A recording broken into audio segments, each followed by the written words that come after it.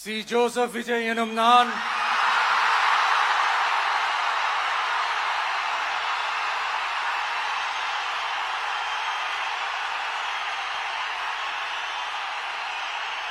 சட்டப்படி அமைக்கப்பெற்ற இந்திய அரசியல் அமைப்பின்பால் உண்மையான நம்பிக்கையும் மாறா பற்றும் கொண்டிருப்பேன் என்றும் இந்திய நாட்டின் ஒப்பில்லாத முழு முதல் ஆட்சியையும் ஒருமையையும் நிலை நிறுத்துவேன் என்றும் தமிழ்நாட்டு அரசின் முதலமைச்சராக உண்மையாகவும் உளச்சான்றின்படியும் என் கடமைகளை நிறைவேற்றுவேன் என்றும்